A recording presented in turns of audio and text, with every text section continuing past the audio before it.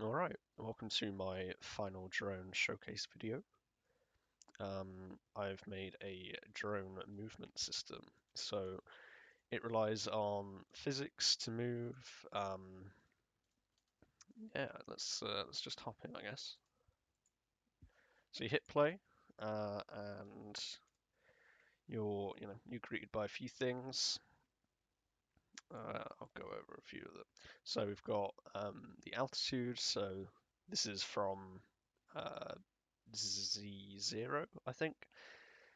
You've got your speed, so velocity, and then you've got v speed, which is how fast you're going up, well, up or down. We've got our inputs here. I'm using a controller currently, so um, if I go up on the left stick, that's throttle 1, and you can see sort of if I move it slowly, it goes up slowly. Then we've got pitch, roll, and yaw. So pitch is on the right stick, so forward on the right stick is pitch forwards, and then left and right is the roll. And then yaw is on the left stick again, so it's right for 1 and left for -1. We're tracking a few things. So we're going to have overall time. So as soon as I move through this checkpoint, it's going to start tracking overall time. The current air time, so that tracks how long you've been in the air for and not crashed, basically. The last air time, so how long you were in the air last time, and then the longest air time. So, a few things just to track how sort of well you're doing, how long you're in the air for. We've got some lap times over here. So currently it only does sort of like 3 laps, but I'll get going and then the lap times will start. And then once you cross this final checkpoint again, it starts lap 2 and then lap 3 and then it ends. Um, just a few things at the bottom. So the controls there, you can see there is also keyboard controls as well, although it's keyboard controls are kind of more just for testing, really.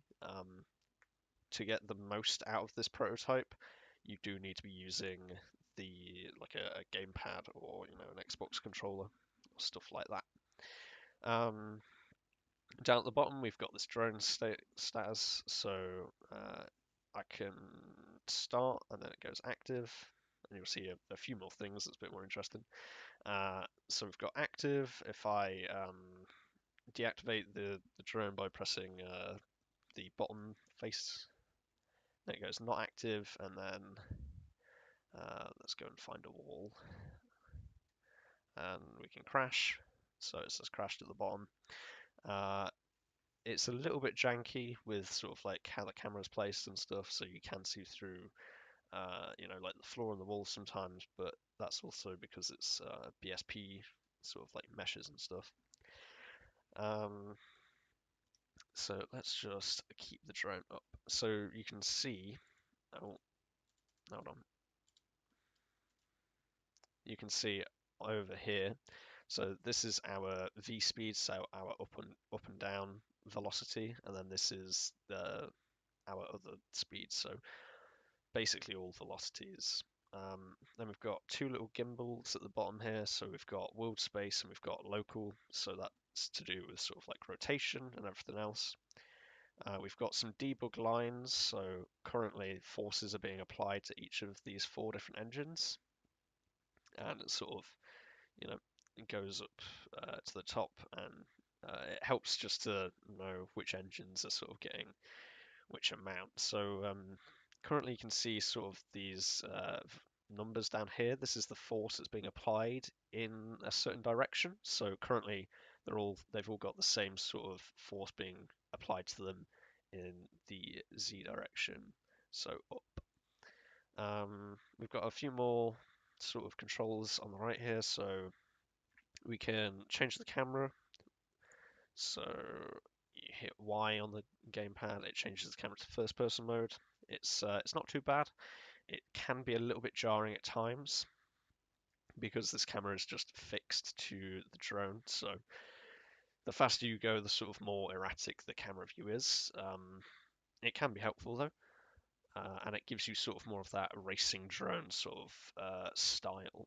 So then we've got toggle the debug sort of stuff, and then we've got reset drone, and reset drone is sort of when you're upside down, or if you've crashed or whatever, you can reset your drone to the right way up, like I did before, and then you can sort of carry on flying. And then we've got our current mode that we're in. So angle mode, I'll just fly about a bit here. So forward, you can see that the drone's not moving past a certain angle, which is set to 45 degrees. And then sort of left and right. There we go. We do lose a little bit of altitude because, we're not going directly up. And there's a little bit of drift, it's done with physics, so it tries to correct as much as it can, but it's not always the best at it. So if we fly up just a little bit, we can change the mode into acrobatic mode or freestyle or whatever you want to call it. This is where you actively have to hold your throttle. It is a fairly difficult mode to sort of get the hang of, but you can sort of you can do some things with it. It's not bad, but as you can see, it starts to get really sort of erratic. So the good thing is you can go back into angle mode, and it will sort your drone out. The best thing that I like to do with it is actually go into first person mode and then do a flip, because flips are cool. But yeah, I think that's pretty much it for sort of like what's on screen, all of the movement sort of stuff. That's the debug off there, so you can fly about and stuff. You just play around with the movement if you don't want to do like the lap times just yet.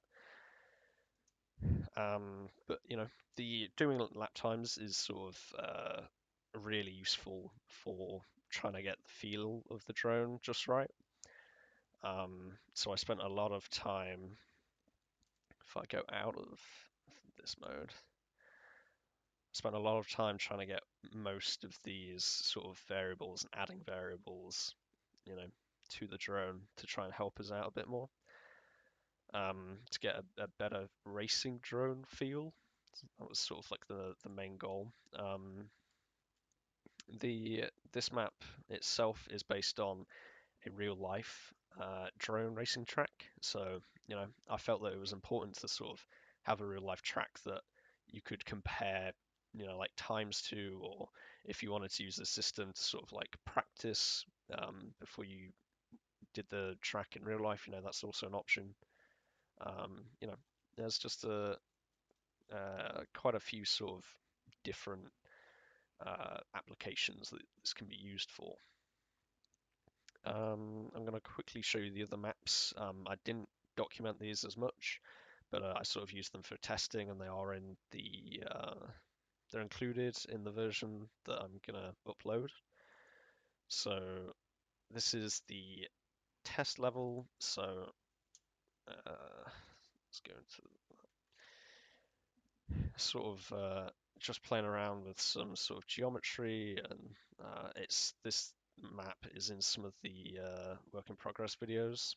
So it sort of simulates an inside environment and a bit of the outside. You can fly through it, and stuff like that. There's these like a little spawner that spawns different size boxes, and sort of you can get hit and stuff. There you go, good example there. But you easily sort of get stuck, which isn't exactly the best. But that's this sort of map. It's good for testing, stuff like that. I did also try and make an inside level, so sort of more cramped. Okay, let me remove that guy just.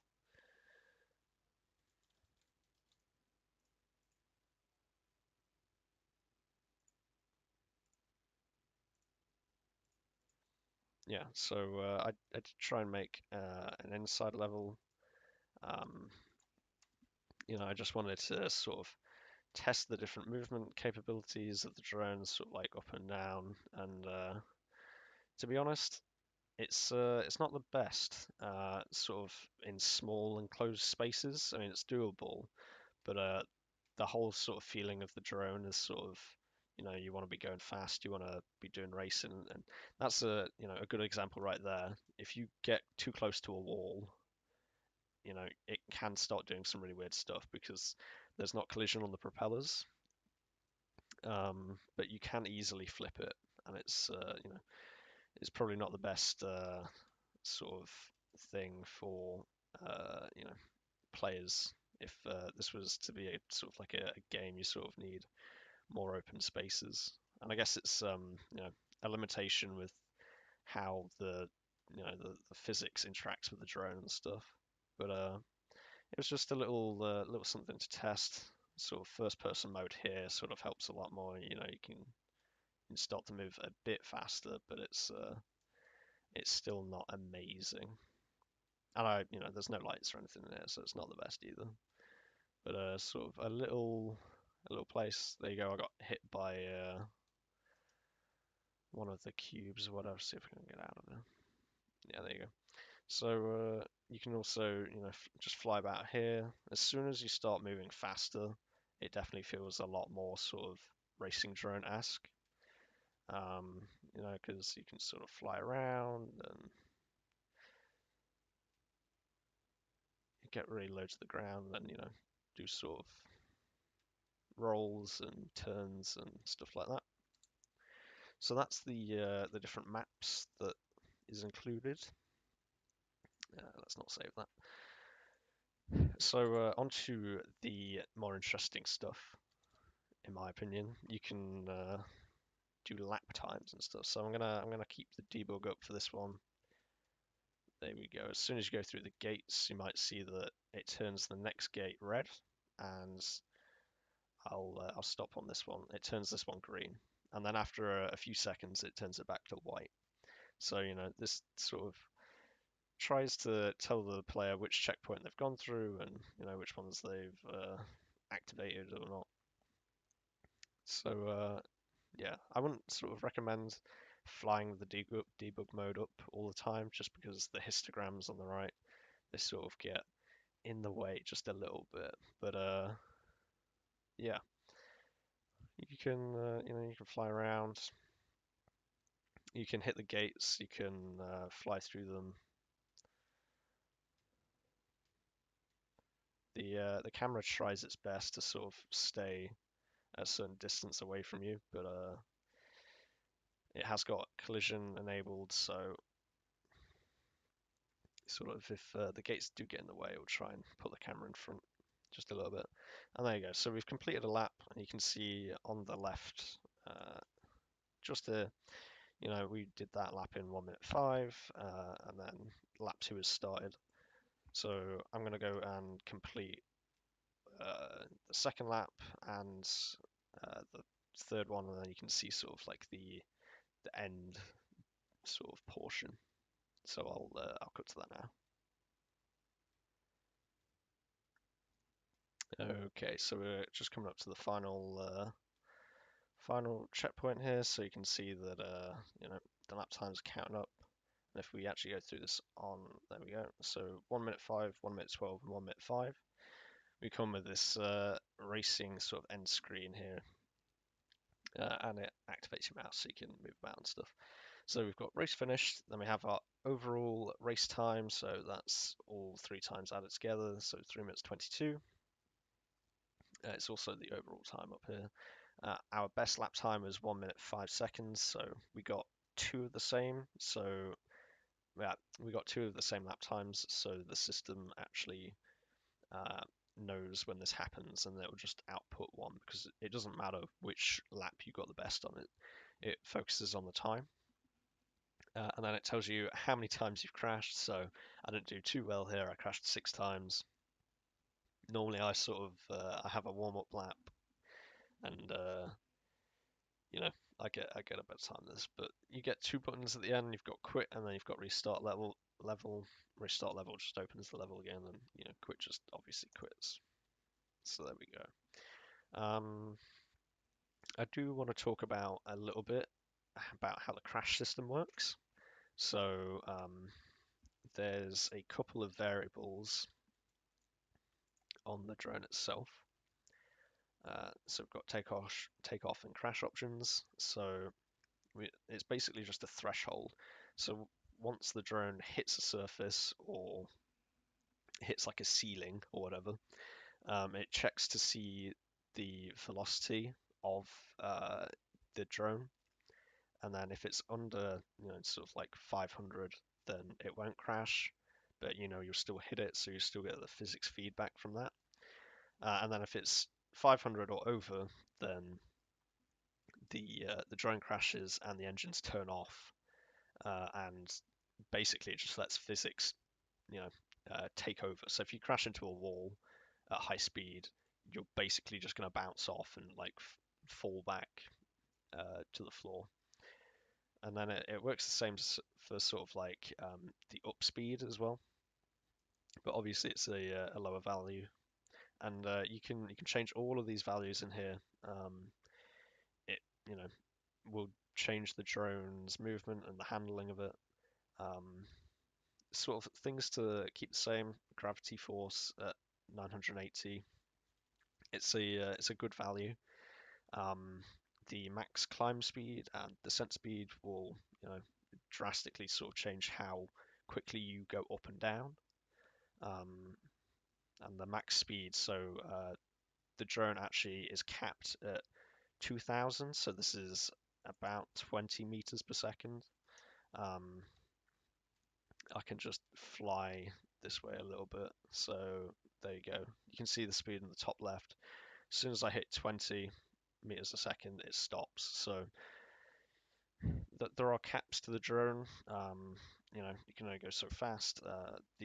All these values can be changed, and you can get different feelings of drones, and like handling and stuff. So if say if you wanted to uh, build like a different drones, you can literally use the same system but change the variables in it on the side. So it's super handy, super useful, super sort of customizable. Um, but yeah, I think that is pretty much everything that I want to go over.